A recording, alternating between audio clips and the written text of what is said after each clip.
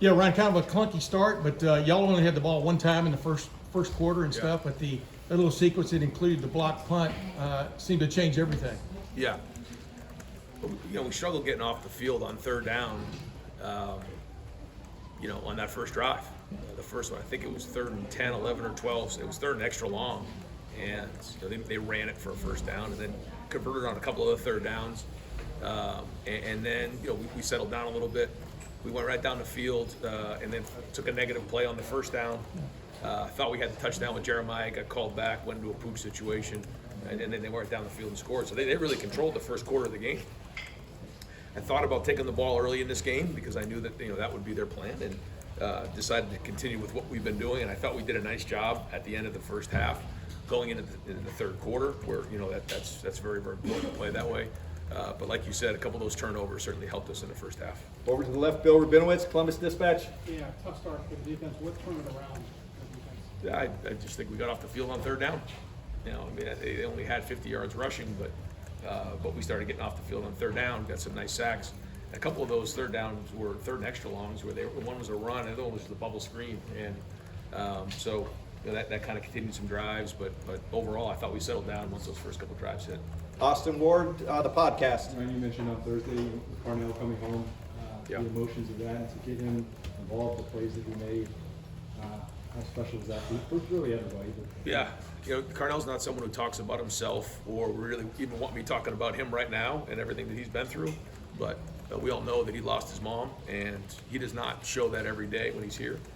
And we say it all the time that the game doesn't care about what you've been through. When you cross that line, you go onto the field, the game doesn't really care, but we do. His teammates do, his coaches do, the people who know Carell care a lot about him. And just the way that he's handled himself has just been an example to everybody. And we care a lot about him, and to see him get 2 touchdown passes in his hometown in front of I think he had over 25 people here watching him. I know it means a lot to him, but it also means a lot to us. And I'm really happy for him today. Stephen Means, Cleveland.com. It seemed like you guys were trying to push the ball down the field as much as possible. They were Will Howard just to get him reps in. Just obviously, you haven't looked at the film or anything, but just offhand, what did you think of the way he threw the ball today? Yeah, I feel like there was some really good ones in there, and we pushed the ball down the field and got some of our playmakers the ball in space, which was great. I think there's other things that we got to do a little better job of, but we know that we want to have balance, and we want to stretch the field vertically and horizontally, and I felt like there were times we did that today. We'll watch the film, get on it, but I feel like when we have the combination of getting completions, throwing the ball down the field, then there was a point there. I think it was the third quarter, maybe the beginning of the fourth. We started to run the ball and get downhill and started cracking the run game. And Chip did a nice job of staying with that, so I thought that was good. I thought the O-line made some adjustments on some of the things they were doing, and that's what we need to get done. So overall good. I would like to see us finish the fourth quarter better, but we did what we needed to do in this game. Adam Rittenberg, ESPN. Ryan, big picture, how has your defense responded from that Oregon game, and what do they still need to do as you guys obviously face a really tough opponent again next week? Yeah, we got some really big games ahead of us, and we know that. We want to be playing our best football in November. I said that a million times, but I feel like we've done a better job of getting to the quarterback. I feel like we're playing better technically, fundamentally. We have to continue to do that and understand situations, all the above. So we'll get back in it. And each week is a new season. What you've done in the past has nothing to do with what's going to happen moving forward, other than the fact that you've learned things, and you have to use those experiences to help you moving forward. But what really matters is what we do moving into this game next week. Cameron Teague Robinson, The Athletic. Ryan, you mentioned the run game. Northwestern's stopped a lot of people on the ground this year. Yeah. For you guys to do that, especially in the second half, and kind of wear them down, how important that is that for you guys? They like so many teams in the Big Ten, do such a great job against the run. I mean, they're gonna put a bunch of guys in a box, and that's why you saw us push the ball down the field, because when they're gonna put that many guys in a box, you've got to stretch them vertically. And I thought Will did a nice job of when it wasn't there, checking it down and keeping us on rhythm on some of those plays, and that's good football. But we did make some adjustments there. I thought we finally got that run game going, and the run game takes time at certain games, and we love to be hitting those 4, 5, 6, 7, 8, 9, maybe more runs, yard runs early in the game. But it takes a little time, and you got to make those adjustments. And I think Chip did a good job of coming back to some stuff that we did make adjustments on, Justin and the guys with the O-line. So there were some good things there overall.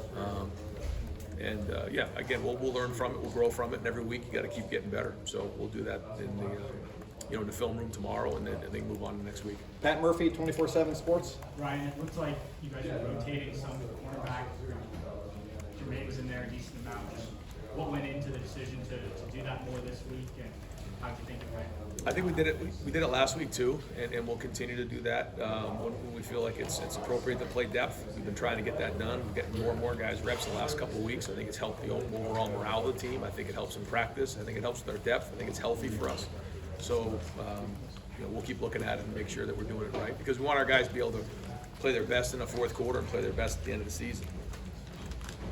Andy Anders, 11 Warriors. Sonny Styles in this game, 2 sacks, 2 pass breakups.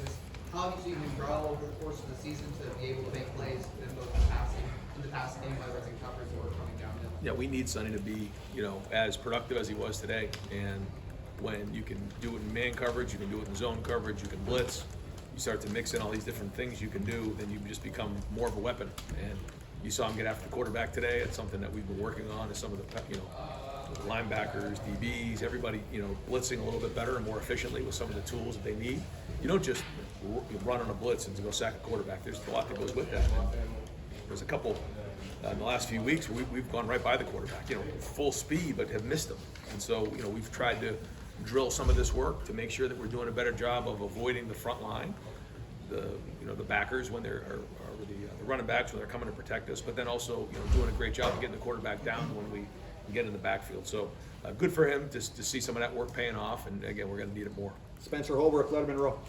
Ryan, I know that you might want to look at the film for this one, but to be on the other side of this 2-week stretch now and be able to get into those final Right. that are big, how important was that to get through relatively healthy and just to be on the other side of this 2-game stretch? Yeah, it's a lot of people ask me that going into the game. It's like, how do you stay focused on this, knowing there's other things down the road? But the truth is, like, you lose this game here, and you're out against you in the Big Ten championship game. So we know that. We know that we got to be playing our best football in November. We want to be consistent in everything we do, because either we are or we aren't. And everything you do is hard in the Big Ten. You're not just going to walk in and think you're just going to, from the first snap on, roll your helmets out there and run the team out of the stadium. It doesn't work that way. And I think Coach Braun's doing a good job. I like the way his team plays. They're physical. They had 2 weeks to prepare, and it's the same thing with the team we're going to play next week. They've had 2 weeks to prepare. They've had a bye week coming into this, so they had a week to game plan us. Northwestern did. We're 2 weeks and a week to rest up. So we know we're going to get their best shot, and that's the way we want it. And I thought they did a nice job with some of the things they did early on. And I think he's a really good coach, and they have a good team. I think it's good to, like you said, kind of a business-like win, and now it's time to move on. All right, we're going to wrap up here shortly, but Rob Aller, Columbus Dispatch. Ryan, along those lines, you're 47-0 against unranked teams. Can you drill down into how that happens, how you've gotten to that? Well, I just think the consistency of each game, and if you're too, people kind of ask me that going into it too. It's like if you're extreme here, what happens eventually? You got to come down this way, and so I think that's something that I've really tried to learn during my time as a head coach is to be consistent and make it about the process, not about your opponent. Now you got to know everything about your opponent, and certainly some games are different than others, but it's about our process, and the coaching staff has embraced that. I think the leaders have embraced that, and so we have to continue with our process this week, and we got to get after these guys and make sure that they're having a great week of practice and preparation, but we're going to keep our routine the routine, and I believe that that's going to lead to consistency. Real quick, did Will's anything different with his footwork? I mean, this was the most on target he was with the deep ball. Have you been working on that? Yeah. Coach Kelly and all the guys in that room have been working hard on the footwork and making sure that it's timed up right. And I thought it was better this week, so we'll keep working on it. Last question, Dave Holmes, WSYX. I know you guys travel well as far as fans all the time. Yeah. I don't think I've ever seen a split like that. Was it almost a weird vibe when you have a 90% road crowd like that? We expected to have a great presence, but to see the way it was today was exciting. We kind of felt it as the buses were kind of going around the stadium, and you're driving through Wrigleyville and you just see all this this red and scarlet. I mean, the people were fired up early on. So you could tell they were just coming out of the bars after opening at like 7 a.m. and people were fired up, and so it kind of got us fired up too. But we said early on we wanted to give them something to get fired up about.